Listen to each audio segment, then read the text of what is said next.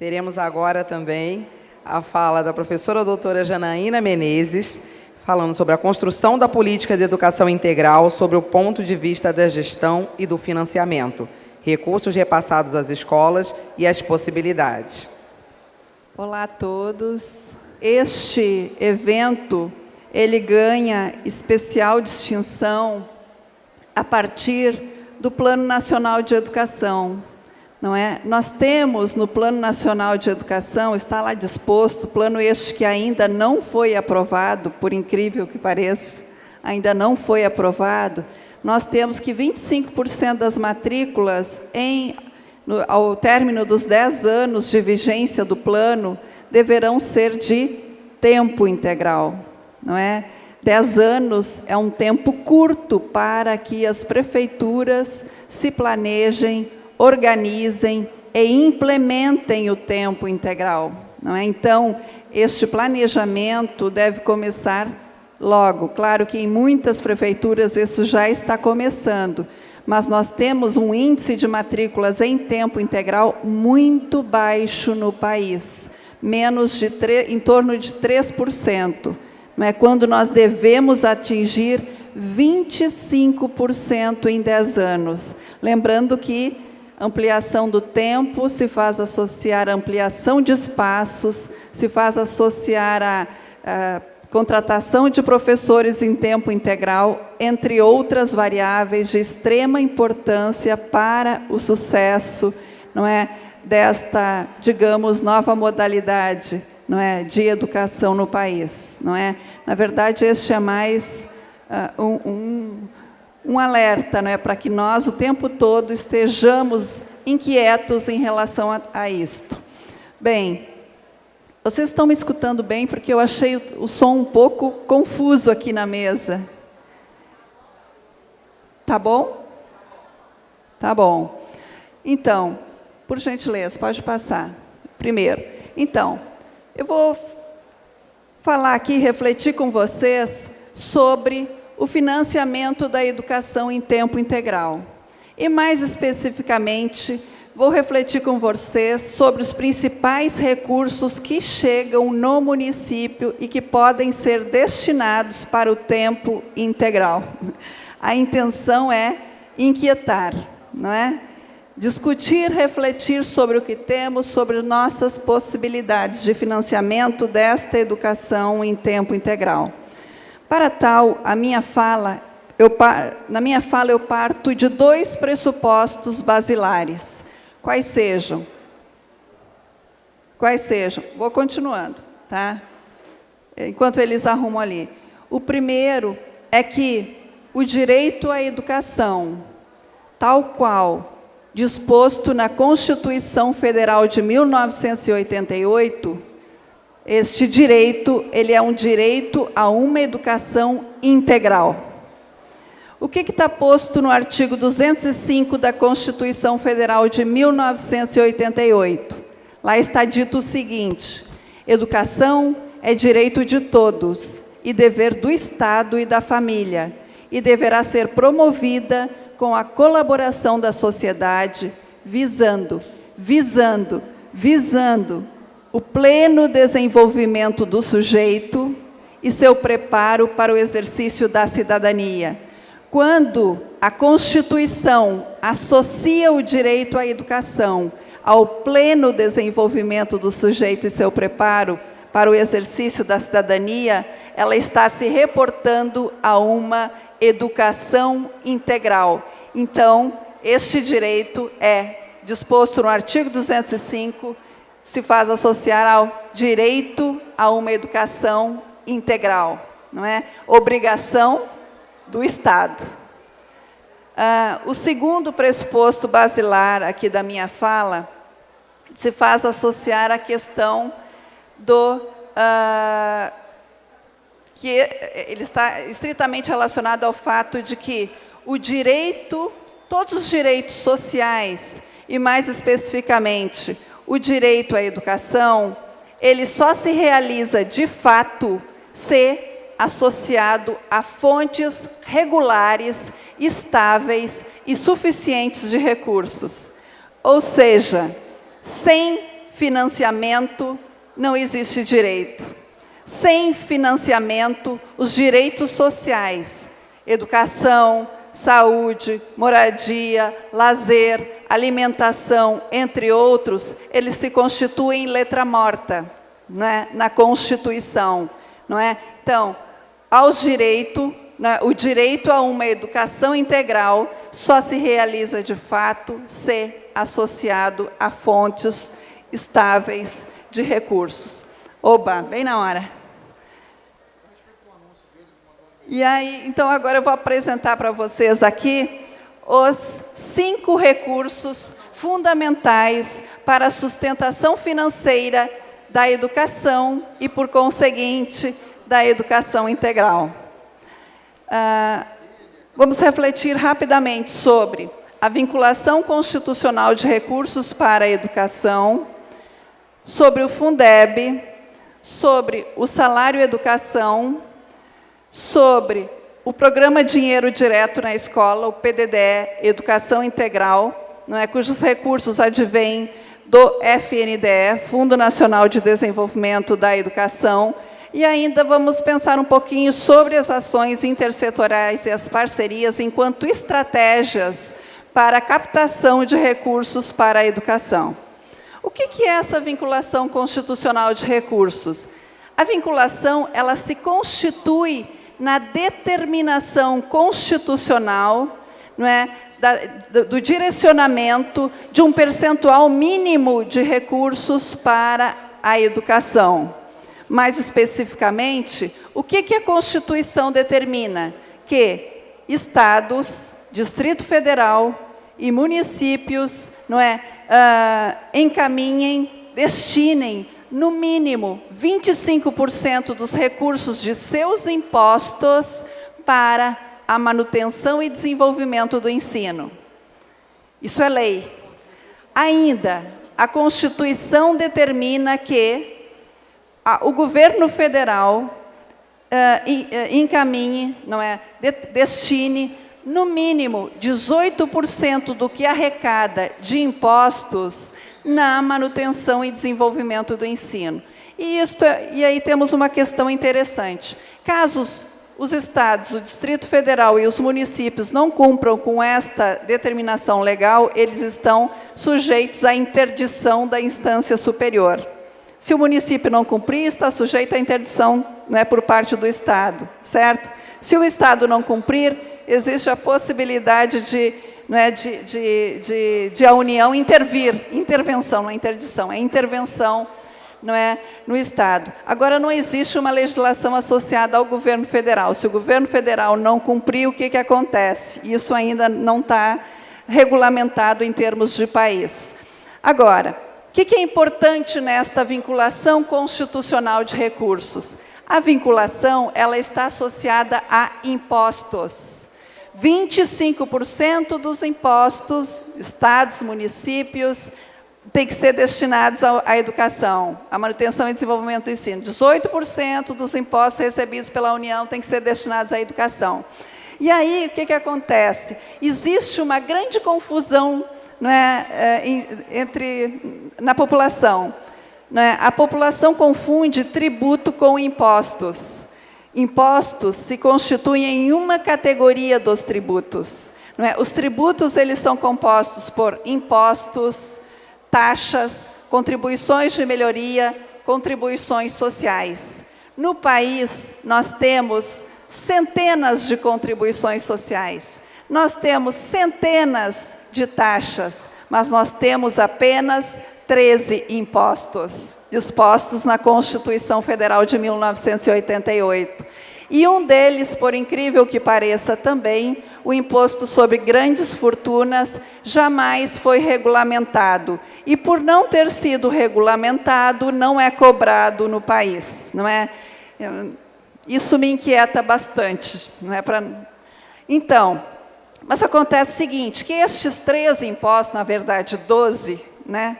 Esses 12 impostos, eles são, na verdade, as grandes fontes de arrecadação do país. São eles que realmente, não é, custeiam o Estado brasileiro. Não é? O ICMS é responsável por 90% da arrecadação no país. Não, então, os impostos, embora em menor número, são os que trazem o maior volume de recursos para a educação. E aí, aqui, eu estou apresentando, vou enfatizar a minha fala na questão dos municípios, não é? O que a gente tem? Os municípios, eles recebem destes 13 impostos que aqui estão dispostos nesse grupo, os municípios arrecadam diretamente 3 impostos, quais sejam o IPTU, o ITBI, Imposto sobre Transmissão de Bens Imóveis, que é aquele quando a gente compra ou vende uma casa, né, um imóvel, e o ISS. Esses, sobre a arrecadação desses recursos, o município tem que destinar 25% para a educação. E ainda, os municípios, eles recebem transferências constitucionais que tenham por base impostos. Quais são essas transferências? Os municípios recebem diretamente da União o Fundo de Participação dos Municípios, que tem origem nos impostos, IOF, Imposto de Renda, Imposto Territorial Rural. E o município também recebe impostos transferidos por parte dos estados, quais sejam uma parte do ICMS, do Imposto sobre Veículos Automotores e do IPI. Então, estes são os impostos sobre os quais incide os 25% que o município tem que destinar para a educação. E, além disso, vale destacar o seguinte, se o morador ele pagar o IPTU com atraso, ele vai pagar juros e multas. Os 25% vão incidir sobre o valor com juros e multas, não é? Então, por favor, pode passar.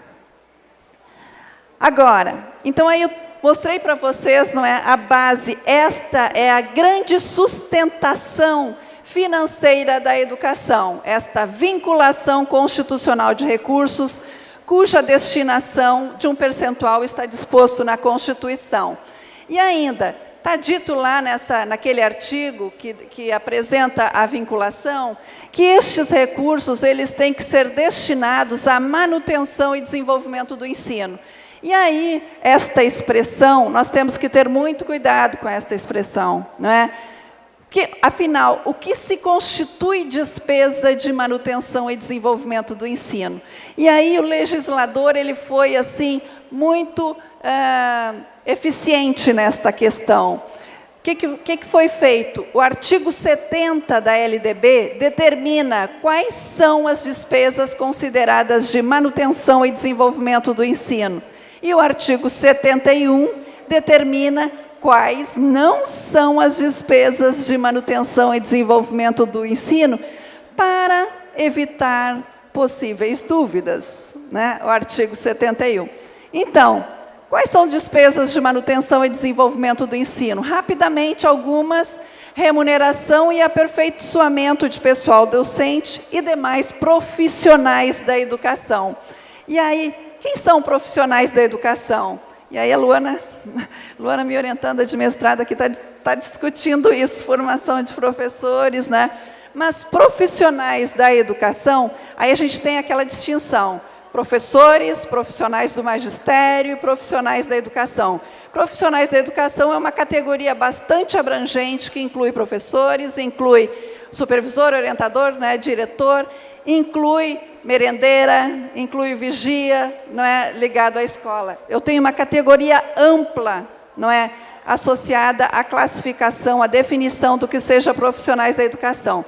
Uma pergunta que pode surgir, que eu já antecedo, é: o monitor do programa Mais Educação é considerado profissional da educação? Não, não é considerado profissional da educação em termos de legislação. Então, podemos pagar o monitor do programa Mais Educação com recursos da vinculação constitucional de recursos? Não, não podemos pagar. Agora, podemos pagar com recursos do município, com recursos que façam com que essa vinculação passe um pouquinho dos 25%.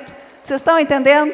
Então, se houver a vontade política de dar sustentação a este profissional, não é dar não é uma outra forma de retribuição financeira a este profissional, isto pode ser dado, só que não dentro dos 25%, com um percentual a mais.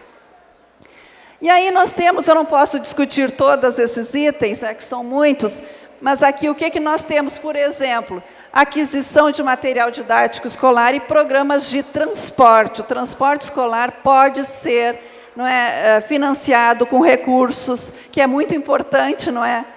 Muito importante nessa questão da movimentação das crianças no território, não é? E não só o trajeto, né, para a escola, no âmbito da educação em tempo integral. Então, o transporte pode ser financiado com recursos dentro dos 25%. E é bacana aquilo que eu falei para vocês, o legislador ele foi esperto, né? Ele buscou também evidenciar o que não são as despesas de manutenção e desenvolvimento do ensino. Por quê? Porque nós sabemos que no país nós tínhamos, antes da LDB, e ainda temos em alguns locais, alguns problemas em relação ao entendimento do que é manutenção e desenvolvimento do ensino. É célebre, era comum, aquilo que todos nós sabemos, não é, asfaltarem a rua em frente à escola e esse asfalto ser considerado de manutenção e desenvolvimento do ensino. Para que isso não mais aconteça, por exemplo, o inciso 5º da LDB, que diz o que não é manutenção e desenvolvimento do ensino, determina que obras de infraestrutura, ainda que realizadas para beneficiar direta ou indiretamente a rede escolar, não é considerada de manutenção e desenvolvimento do ensino, ok? E aí, tem um exemplo que eu até falei para o pessoal que a gente estava fazendo um estudo juntos aí, foi lá na região dos Lagos. Eu vi uma escola que tem um L ponto dentro da escola. Esse L ponto foi construído antes da LDB. É um exemplo de eu creio que as crianças não chegam de helicóptero na escola, né, na escola pública. Creio que os professores também não chegam de helicóptero. Tenho a impressão que esse L ponto ele foi construído com outra finalidade, né? E aí, no caso, dentro do pátio da escola, isso, sem dúvida, teve algum objetivo associado ao financiamento da educação. E esse L ponto foi construído antes de 1996. Um outro exemplo interessante é aquele da caixa d'água. Eu cheguei numa escola e fiquei boquiaberta com o tamanho da caixa d'água da escola. Era imensa, gigantesca. Na prática, ela servia para abastecer a todo o bairro e mais um pouco, também dentro do pátio da escola. São questões assim que nos inquietam, né? Que nos inquietam, uma vez que os recursos da educação, nós sabemos, não são suficientes para dar conta das necessidades, né? Especialmente associadas ao avanço da qualidade em educação. Uma outra questão interessante é que recursos da vinculação constitucional,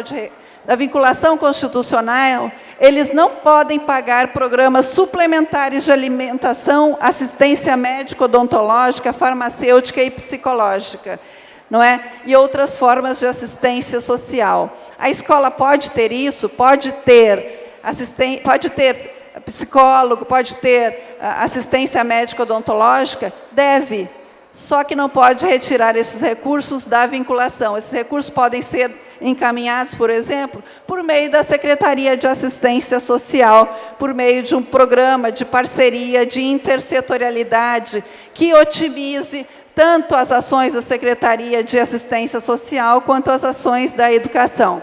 Agora, quais níveis de ensino que os entes federados podem financiar com recursos constitucionalmente vinculados? Aqui é o seguinte, os entes federados podem financiar basicamente aquilo que lhes é de incumbência legal. Então, o que nós temos?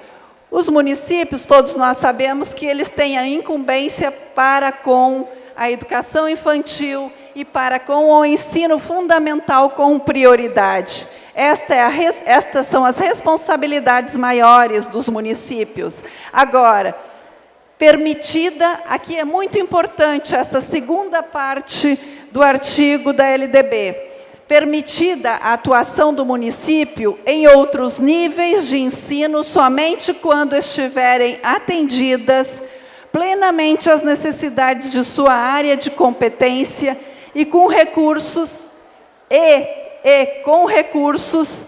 acima dos percentuais mínimos vinculados pela Constituição Federal de 1988 na manutenção e desenvolvimento do ensino.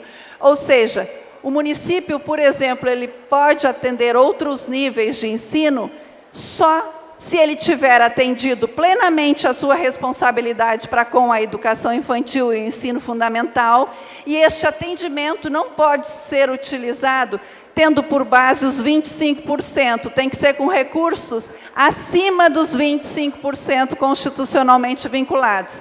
Esta é uma questão especialmente problemática, especialmente para os municípios que têm que dar sustentação ao ensino médio, porque em muitos municípios o Estado não está atendendo como deveria o ensino médio e o município se vê na premência, na obrigação de dar conta disso. E aí o que tem acontecido em relação a esta questão? O Tribunal de Contas, os tribunais de contas, eles não têm exigido exigido o cumprimento desta primeira parte aqui, ó. Só se o município tiver dado conta das suas necessidades. Mesmo o município não tendo dado conta das suas necessidades, ou tendo atendido plenamente a educação infantil e o ensino fundamental, os tribunais de contas, eles estão aceitando que os municípios atendam o ensino médio, desde que com recursos acima dos 25%. Ok? E aí, como é que fica a questão do financiamento da educação em tempo integral no contexto da vinculação constitucional? Entendendo que o tempo integral e a educação integral é obrigação, de acordo com o artigo 205, que aqui a gente observou, não é? O direito à educação, ele se faz associar a uma educação integral. Mas e a questão do tempo integral? A regra é a mesma, não é? O município ele tem que dar conta da sua obrigação, educação infantil e ensino fundamental com prioridade. Se educação infantil e ensino fundamental estiverem sob essa perspectiva de extensão da jornada, ele tem que dar conta dentro dos 25%, não é? A partir dos 25%, não necessariamente só com os 25%. Ok? Já os estados, qual é a incumbência dos estados? Ele é de assegurar o ensino fundamental e, com prioridade, o ensino médio. Só que, para os estados, não existe esta segunda parte aqui, não é, que associe o atendimento a outros níveis de ensino, se com recursos acima dos 25%. Os estados não têm que cumprir isso. É por isso que os estados, por exemplo, mesmo sem ter atendido o ensino médio, têm universidades, financiam universidades que são caríssimas em termos de financiamento da educação. Passando para a segunda fonte de recurso, nós temos o Fundeb. Fundo de Manutenção e Desenvolvimento do Ensino... Fundo de Manutenção e Desenvolvimento da Educação Básica e de Valorização dos Profissionais da Educação. O que é o Fundeb? A Fundeb é uma subvinculação constitucional de recursos. Ou seja, é uma vinculação uma subvinculação da vinculação constitucional. O que faz o Fundeb? Pega uma parte da vinculação, uma parte daqueles 25% e dá um outro tratamento, uma nova forma de operacionalizar, certo? E aí o que acontece? Por meio desta nova forma de operacionalizar, os municípios podem, não é, trazer mais recursos por meio do Fundeb. Os municípios podem ganhar mais recursos para a sua educação ou podem perder recursos para outros municípios do Estado. Por quê? O Fundeb ele é um fundo Robin Hood, não é? Ele tira de quem tem mais para dar para quem tem menos. Então, este Fundeb ele está dentro da vinculação constitucional de recursos, ele tem uma forma específica de operacionalização, e o que ele pode trazer? Mais recursos para os municípios, em cima daqueles 25%, ou pode até tirar uma parte dos 25% ao encaminhar recursos para outros municípios do próprio Estado. Aqui eu só coloquei para vocês quais são os impostos que compõem o Fundeb. Não é? O Fundeb ele pega 20% de uma parte dos impostos que estão associados à vinculação de recursos. Não vou discutir com maior detalhamento, porque o Fundeb ele é por demais complexo, mas podemos, em uma outra ocasião, né, discutir só Fundeb, se assim vocês desejarem. O interessante no Fundeb, e que ele inovou, e que é bacana para a educação em tempo integral, é que o Fundeb ele traz recursos diferenciados para o tempo integral. Se o aluno no ensino fundamental urbano recebe um determinado valor, o aluno do ensino fundamental em tempo integral tem um plus de 30% em termos de valor aluno. Vamos ver agora. O que nós temos aqui? O Fundeb, conforme eu falei para vocês, os seus recursos eles são distribuídos em acordo com os níveis, modalidades e também por extensão da jornada. Nós temos aqui 19 valores diferenciados por meio do Fundeb. Então, o que nós temos? Os anos iniciais do ensino fundamental urbano têm uma ponderação 1. Então, se o valor aluno no ensino fundamental for de R$2.000, por exemplo, né, este valor corresponde à ponderação 1. Aí, o que eu tenho? O ensino fundamental em tempo integral, a ponderação era 1,25 e passou para 1,30, hoje está em 1,30.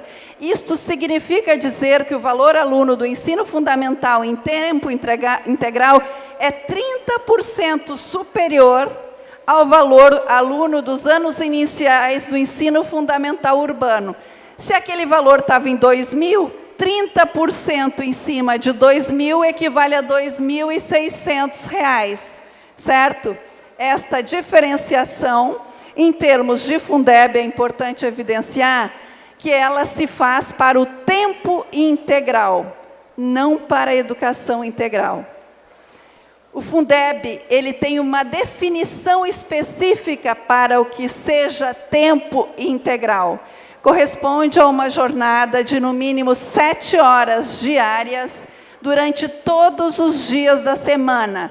Se as matrículas puderem ser incorporadas dentro desta classificação, o município vai receber recursos do Fundeb diferenciados para essas matrículas com 30% a mais, ok? Agora, o Fundeb, pode ser que uma escola que tenha 5 horas diárias, ela esteja desenvolvendo uma educação integral. Todavia, ela não vai receber recursos do Fundeb, ok? Não vai receber porque ela não tem 7 horas diárias. E por que ainda? Porque conceituar o que é uma educação integral é muito complexo em termos de associação a estratégias de financiamento. O que a gente espera? Que este tempo integral de 7 horas ou mais se façam associar à educação integral. Possibilitem uma educação integral. Se constitua estratégia para essa educação integral. Agora, aqui é bem interessante este sistema de balizas. Este sistema de ponderações, ele é atualizado a cada ano. A cada ano. Existe uma comissão intersetorial, intergovernamental, que tem representante da Undime, da União Nacional dos Dirigentes Municipais de Educação, do CONSED e de outras instâncias, do MEC, que a cada ano revisa essas ponderações. E o que a gente observa? Se lá em 2007 as ponderações para o tempo integral eram bem divergentes, olha só, em 2007 A creche pública em tempo integral era 0,8 a ponderação. Ou seja, se o valor aluno lá em 2008, no ensino fundamental, era de R$1.000, a creche em tempo integral era de R$800. Ok, gente? Aqui, a creche conveniada em tempo integral também era, em 2007, 0,80. A pré-escola em tempo integral era 0,9. Aqui, o ensino fundamental em tempo integral, 1,25. O ensino médio em tempo integral, 1,30. E aí, o que foi acontecendo com o passar dos anos?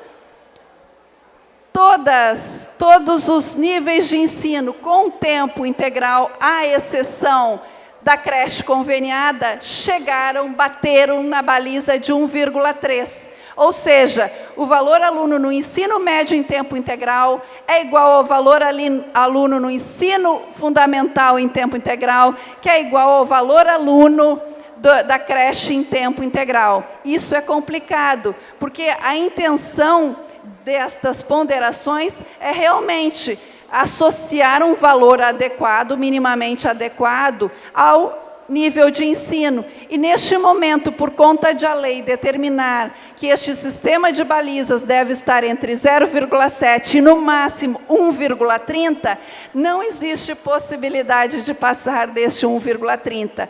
Então, um movimento interessante seria, por exemplo, na Conferência Nacional de Educação, a ocorrer em 2014 em Brasília, os educadores levarem a solicitação de ampliação do limite desta baliza para mais de 1,30, 1,5 e assim por diante. Porque daí sim eu teria uma maior diferenciação, uma possibilidade de diferenciação entre os níveis de ensino. O que a gente tem ainda? Aqui eu apresentei para vocês o valor aluno mínimo nacional. O que acontece em termos de Fundeb? É determinado a cada ano um valor mínimo nacional para aquele aluno do ensino fundamental urbano. Se o Estado não alcançar este valor, o governo federal, ele repassa, ele complementa recursos. O que nós temos aqui?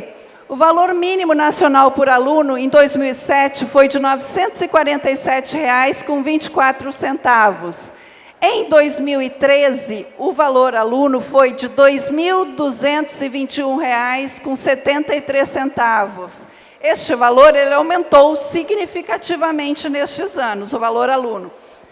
A partir daquelas ponderações, inicialmente o ensino fundamental em tempo integral tinha uma ponderação de 25% a mais do que aquele valor. Depois passou a ter uma ponderação de 30%. Em função disso, daquele valor, o ensino fundamental em tempo integral ele passou de R$ 1.184,05 e hoje o valor aluno ele está em tempo integral no Fundeb, ele está em R$ 2.888,24, 30% a mais do que o valor aluno em tempo regular, ou seja, de 4 horas na escola. Não é? Ok, só para mostrar as diferenças. Agora, em relação a estas questões, já falei no sistema de balizas, que tem que ser aumentado. Ainda, então, o município, ele recebe recursos em função do nível, modalidade e extensão da jornada escolar. Se ele no censo escolar, ele apresenta que ele tem 300 crianças em tempo integral, ele vai receber os recursos associados a essas 300 crianças em tempo integral. Se ele apresenta que ele tem 500 alunos no ensino fundamental urbano, vai receber o recurso associado, o valor correspondente a essas 500 crianças. Então, é muito importante a atenção ao censo escolar. Porque se a escola não especificar que aquelas 300 crianças estão em tempo integral, o que o município vai receber são os recursos associados ao tempo regular. Ok? vai perder muitos recursos associados ao tempo integral. Por isso, a necessidade da atenção total em relação ao censo escolar, por conta dessa estratégia de distribuição de recursos que se faz associar ao nível, modalidade e extensão da jornada escolar.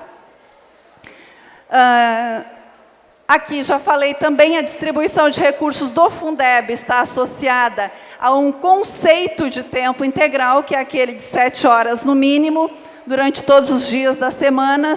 E agora é importante o seguinte: para fins de distribuição de recursos do Fundeb, só são computados os alunos matriculados no âmbito de atuação prioritária. O que significa isto? Significa que o município só recebe, por meio do Fundeb, recursos associados à educação infantil e ao ensino fundamental. Se o município tem uma classe de ensino médio, ele não vai receber 1 centavo do Fundeb por essa classe de ensino médio, infelizmente. Mas é aquilo, é a associação à sua responsabilidade legal. O mesmo acontece com os governos estaduais. Os governos estaduais só recebem do Fundeb recursos associados ao ensino fundamental e ao ensino médio. Se eles tiverem uma classe de educação infantil, não vai receber recursos do Fundeb.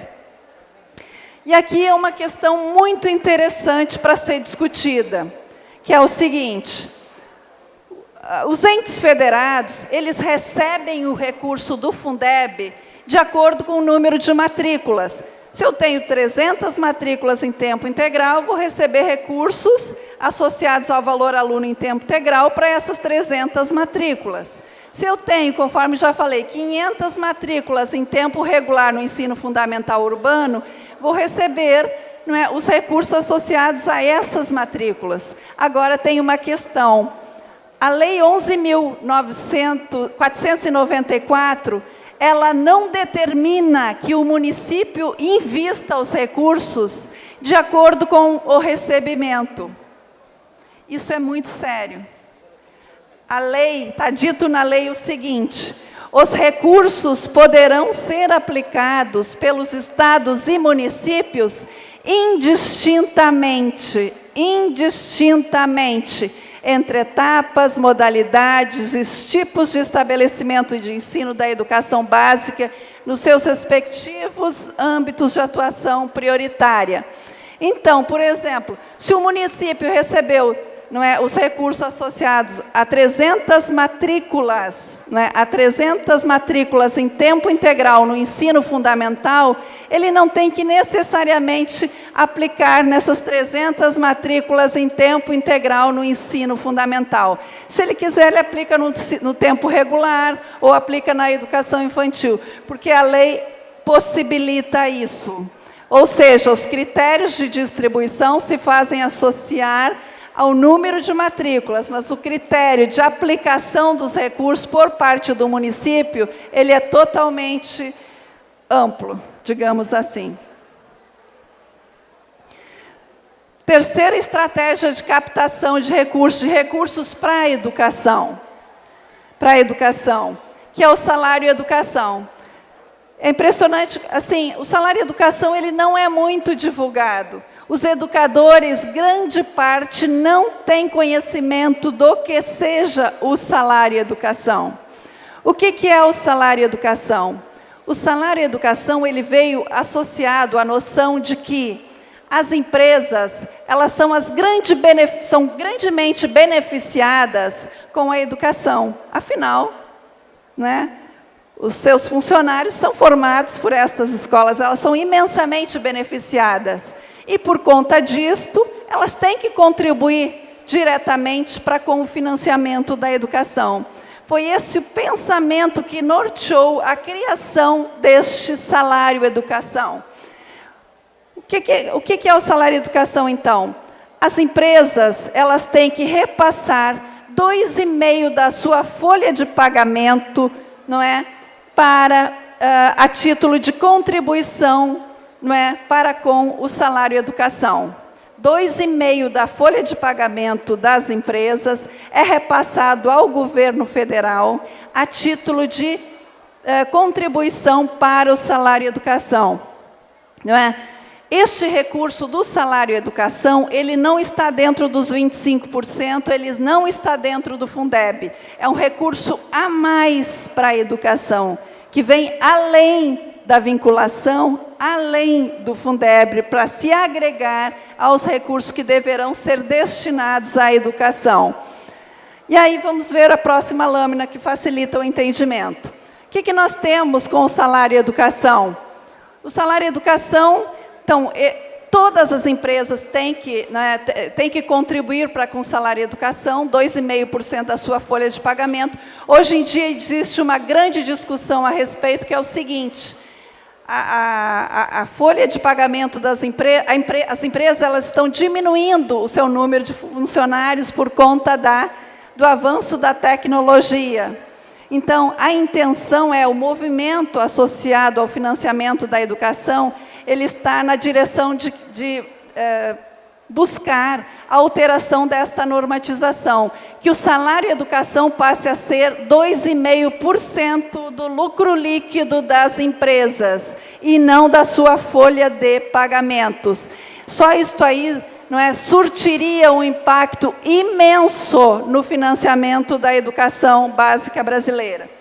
Agora, então, o salário-educação ele é recolhido pela Secretaria da Receita Previdenciária, que fica com 1% a título de administração. Afinal, tem muitas pessoas, sistemas contábeis, para gerenciar esse recurso. 10% deste recurso ele vai para o FNDE, Fundo Nacional de Desenvolvimento da Educação, e ele tem que ser investido em programas, projetos e ações voltadas para a universalização da educação básica. Ou seja, de onde é que vem o recurso do Mais Educação? Do salário-educação. Porque é um programa, o programa Mais Educação é um programa voltado para universalização, é um projeto, e ação voltada para a universalização e qualificação da educação básica. Na prática, esses programas que são financiados pelo FNDE, Programa Nacional de Transporte dos Escolares, Programa Nacional de Alimentação Escolar, Programa Mais Educação, Programa de Biblioteca nas escolas, entre outros, eles são financiados com estes 10% do salário-educação. Imaginem quanto é esse recurso. Ele é muito recurso já no contexto atual, mas que vem diminuindo com os anos, 90% do salário-educação, 1/3 é dividido numa cota federal e 2/3 nas cotas estaduais e municipais. Como é que os municípios recebem esse recurso? Os municípios recebem esses recursos mensalmente, na proporção de alunos matriculados na educação básica. Todo mês, vem esse recurso para a conta do município, e este recurso ele tem que ser investido em programas e ações voltados para a universalização da educação básica, o avanço da qualidade da educação básica. Então, os municípios reclamam assim: o dinheiro que vem para a merenda escolar é muito pouco, 90 centavos, 1,10 agora para o tempo integral. Se o município quiser, com a parte que ele recebe aqui de salário e educação, fazer um programa próprio que complemente aqueles recursos que vêm do governo federal para alimentação escolar, ele pode, porque os recursos do salário e educação não podem pagar profissionais, não podem pagar professores, só pode ir para programas e projetos. Se o município quiser, com estes recursos, reforçar o recurso do programa Mais Educação e constituir no seu âmbito um programa de educação integral, ele pode. Esse dinheiro cai direto na prefeitura, ok? Todo mês. Estes são exemplos, só não pode pagar professores. Passando aí. Tá, já falei das cotas, os programas que são financiados também já falei. E o quarto item é o programa Dinheiro Direto na Escola, mais especificamente, aqui eu tenho o João, que pode me ajudar nessa, nessa questão toda, ele sabe sabe muita coisa sobre esta questão. Programa Mais Educação. Então, aqui é só para... a minha intenção foi apenas mostrar as diferenças. O Fundeb, em 2009, o valor aluno do Fundeb em tempo integral, no ensino fundamental em tempo integral, foi de R$ 1.526,67. O do programa Mais Educação foi de R$ 234,23. 2011, o valor do Fundeb era de R$ 2.238,66. O do Mais Educação, computadas todas as despesas, foi de R$ 293,07. Existe uma diferença significativa. Gente, nós temos que pensar o seguinte, estes valores se somam. O valor que vem do Mais Educação, ele vem para ser somado àquele outro valor do Fundeb ali. Ele é um valor que a gente chama de ulterior, a mais, além para a educação em tempo integral. Na prática, o que a gente vê? Os professores, eles conhecem mais a questão do programa Mais Educação. Por quê? Porque o Mais Educação é dinheiro direto na escola. O professor, com esse recurso, não é, o coordenador, ele consegue administrar e utilizar justamente em prol da educação em tempo integral. O recurso do Fundeb não cai direto na escola, ele cai na prefeitura, não é? Uma conta única, aberta ou no Banco do Brasil ou na Caixa Federal, não é? E cai na prefeitura. E a gente tem que ver o seguinte, é com este recurso do Fundeb que é pago os salários dos professores. O Mais Educação não paga salário dos professores, o Salário Educação não paga salário dos professores. Quem paga salário de professores é esse recurso aqui. Então, grande parte deste recurso é comprometida com o salário dos professores, não é? É importante destacar isso. Ainda, PME, Fundeb, ok. Agora, é importante destacar também o seguinte, experiências muito exitosas no país, porque eu ando pelo país conhecendo experiências de educação em tempo integral. É muito bacana. E tem um grupo aí do pessoal que trabalha no comitê que já andou comigo para diferentes municípios, pagando do seu bolso, eles foram para Palmas, não é? Fomos para Apucarana, andamos por aí conhecendo experiências de educação integral. Esse pessoal do comitê é muito bacana mesmo. A gente tem feito uma parceria bacana lá na Unirio. Então, o que a gente tem visto aí também? Experiências de descentralização de recursos nas prefeituras. Uma partezinha deste recurso que vem do Fundeb é descentralizada para as escolas, não é? Em função de algumas especificidades. Não é? Claro que as prefeituras têm critérios, um valor um pouco maior para as matrículas de tempo integral, um valor um pouco menor para o ensino regular, em tempo regular, e assim por diante. Não é? São experiências que estão surtindo um efeito muito significativo. Palmas foi uma experiência bacanésima que a gente foi ver. Em Palmas, não é? É interessante que as escolas em Palmas, elas fazem licitação. As escolas fazem licitação.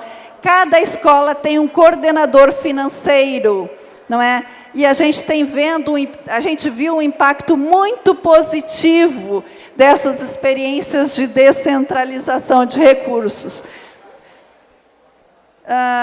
Continuando aí, antes disso, é importante destacar o seguinte, o primeiro recurso que nós vimos foi a vinculação. O segundo foi o Fundeb, que está dentro da vinculação, mas que, dependendo do Fundeb, traz mais recursos para o município, se for um município que ganha recursos com o Fundeb. Depois a gente viu o Salário Educação. O Salário Educação é um recurso a mais, que só pode ser utilizado para programas e projetos voltados para para a universalização da educação básica, não paga professores, mas é um dinheiro a mais para a educação. Depois nós vimos agora, por último, o PDDE Educação Integral, que é um recurso que vem do governo federal para as escolas do programa Mais Educação. E é interessante destacar o seguinte, eu gostaria de destacar o seguinte, que o programa, que neste momento, a educação em tempo integral, ela tem duas fontes de recursos diferenciadas para quem tem o Mais Educação, que é o recurso diferenciado do Fundeb para a educação integral com 30% a mais, e tem o programa Mais Educação, que vem com um apoio técnico e financeiro. 5 minutos, estou terminando. Me planejei perfeitamente. Então, o Mais Educação, ele vem com apoio técnico e financeiro, não é? Neste momento inicial em que os municípios estão implantando este programa, que espera ser indutor de políticas, da construção de uma política de educação em tempo integral em cada um dos municípios. Então, nós temos duas fontes de financiamento para a educação em tempo integral. O que a intenção é que, outra coisa, os programas do governo federal, eles vêm por um tempo, eles não vêm para sempre. O programa Mais Educação não será para sempre, porque o governo federal, ele tem que atender outras demandas. Ele vem por um tempo, apoia financeiramente, apoia tecnicamente, na esperança que os municípios se organizem, se planejem para, se assim entenderem necessário, implantarem a sua política de educação integral em tempo integral. Ou seja, os municípios, a meu ver, se assim acharem indicado, devem aproveitar esta oportunidade do Mais Educação para se organizarem, para que no momento que o programa deixar de atender este município, os municípios tenham condições de dar continuidade. Terão condições? Tem 30% a mais de recursos, não é, no Fundeb para as escolas de tempo integral no momento. Então, conseguirão dar conta? Conseguirão dar conta com estes 30%. Né? Terão que ver como dar conta dessa educação com 30% e ainda contando com as outras possibilidades do salário educação. Uma outra estratégia muito bacana para captação de recursos, e a última que eu vou aqui apresentar, é a questão, um financiamento possibilitado pelas ações intersetoriais e outras parcerias. As ações intersetoriais são aquelas entre instâncias do próprio governo, né? Intersetorialidade. É o Ministério dos Esportes, né?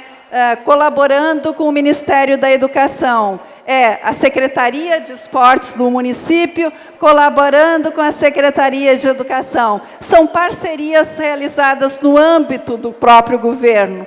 É uma espécie de parceria. E também outras parcerias com clubes, não é? Com outras instâncias. Quando a gente realiza esse tipo de parceria, a gente potencializa recursos. Além de trazer mais recursos para a educação, a gente potencializa os recursos dos governos, porque a gente não quer desperdício de recursos, nós queremos otimizar os recursos. E essas parcerias fazem isso. Quando o Ministério da Educação se junta com o Mais Educação, o Mais Educação, ele dá a merenda para as crianças que estão também no projeto Segundo Tempo. Mas o projeto Segundo Tempo na escola, ele forma um monitor. Então, é uma parceria que acaba resultando, potencializando recursos, trazendo mais recursos para a educação. Porque se o Ministério dos Esportes ele continuasse sozinho lá na sua intenção, ele teria que pagar merenda para a criança também. Ele teria que pagar o monitor. Entrando no Mais Educação, ele não precisa pagar a merenda, ele não precisa pagar o monitor, e o Mais Educação também não precisa financiar a formação, não precisa financiar o kit. Então, otimizam os recursos, potencializam as estratégias voltadas para o desenvolvimento da educação integral em tempo integral. É isso aí, pessoal. Eu agradeço a paciência de vocês e, mais uma vez, obrigada.